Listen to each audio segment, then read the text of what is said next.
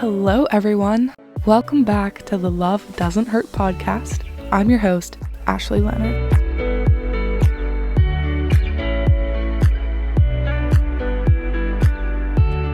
So today will be part 1 of talking about building a safety plan. A safety plan is a set of actions that can help lower your risk of being hurt by an abusive partner. This plan includes information specific to you and your life that will increase your safety in daily activities. A safety plan can be used on your own, but can also be shared with a friend or family member you trust. The safety plan example I will be going through in the first 2 parts of this series is the interactive safety plan created by the National Domestic Violence Hotline.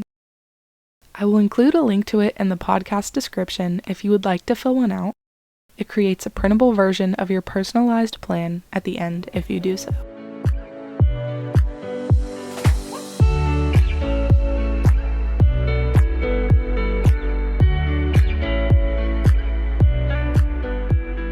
Here are a few tips and reminders about constructing a safety plan before we dive in. In order for your safety plan to work, the information you fill in must be honest and accurate. This is crucial in tailoring the plan to your situation because every domestic violence case is different. Providing honest and accurate information ensures that you will have the best plan possible for maintaining your safety. Once you have a completed safety plan, keep it in a secure but accessible location. You want to keep this plan unseen by your partner, but accessible to the point that you can use it at any time you need to. Also consider giving a copy of your safety plan to someone you trust. If you don't feel comfortable or safe keeping a printed copy of your safety plan, try screenshotting or taking a picture of your completed plan if that is a safe option for you. If neither of those options are safe for you, you can still use the safety tips, they will just need to be memorized. Memorizing at least one phone number of someone you can call anytime is a great thing to do if you feel you can't keep any physical documentation of your safety plan. Most importantly, remember that you know your situation better than anyone else. Trust your own judgment and weigh your options before taking any steps.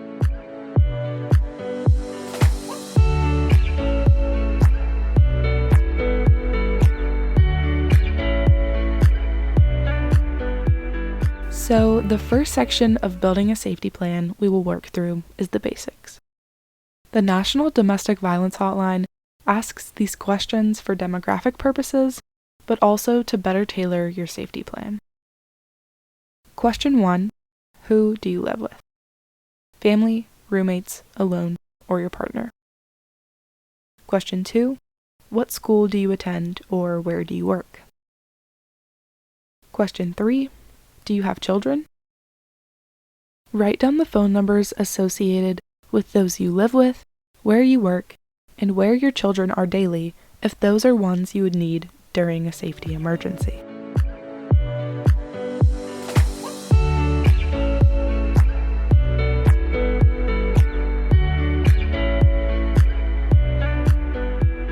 The second section of the safety plan is home. The first question to consider is, have you told someone in your family about your relationship? If you have a good relationship with a family member you trust and have not told them, consider doing this. It will add another person you can count on if you are in an unsafe situation because of your partner. The next question is, what word or phrase can you use as a code in a phone call, text, or instant message to ask your family, friends, or neighbors to call for help without your partner knowing? In other words, have a safe word. It can be something mundane in order to disguise it in everyday life, or a response to a question the other person may ask. Establish a safe word with people you trust before you need to use your safety plan. Next question. During times when you are home alone, who can stay with you if you don't want to be alone? This person's phone number would be an important one to write on a contact card you keep in a safe place in case you were ever without your cell phone, especially if your partner has ever threatened to take or break your phone. The next question is, if you're not comfortable at home, where else could you go to stay safe? This could be a friend's house, work, public space, etc. If you need to leave your home in an emergency, what is a safe public space where you could go? This could be a police station, grocery store, fast food restaurant, or any other place that's open and has people around. The next question requires making a bit of a list. If you need to leave your house quickly, which items would you need to take with you? This can include identification cards, your cell phone and charger, medication, cash, car and house keys, a change of clothes, important documents like birth certificates and social security cards, a copy of a restraining order, baby supplies, or any other essentials that you would need within 24 hours. And the last question in the section is, do you have a protection order against your partner?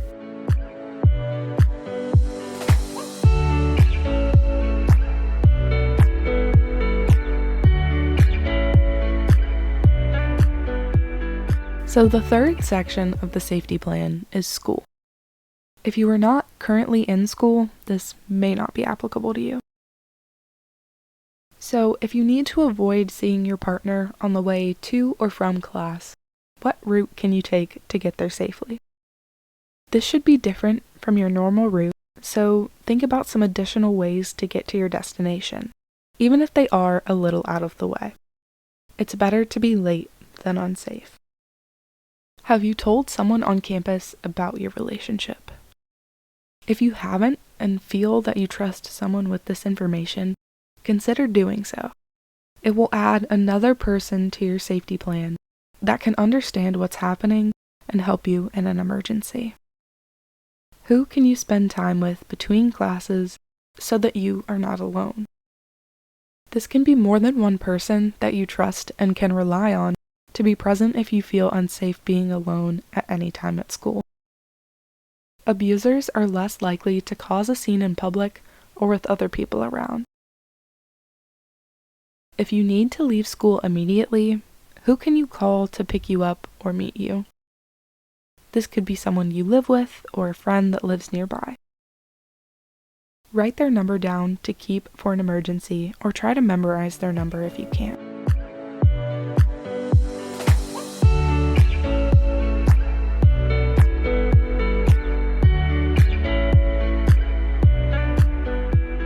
In the next episode, we will cover the rest of the sections found in the National Domestic Violence Hotline's Interactive Safety Plan. As always, it is my goal with the Love Doesn't Hurt podcast to create another resource people can use to understand their experiences, get help, and know they're not alone. If you need immediate help, please call the National Domestic Violence Hotline at 1-800-799-7233 or text START in all capital letters to 88788. You can also visit their website, thehotline.org, for more information.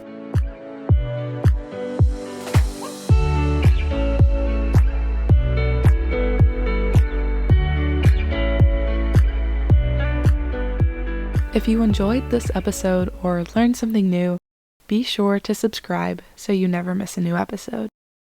If you would like to support the podcast, I would really appreciate you giving it a 5-star rating wherever you listen. Thank you for listening to the Love Doesn't Hurt podcast. I hope you all have a great day, and remember, spread love everywhere you go.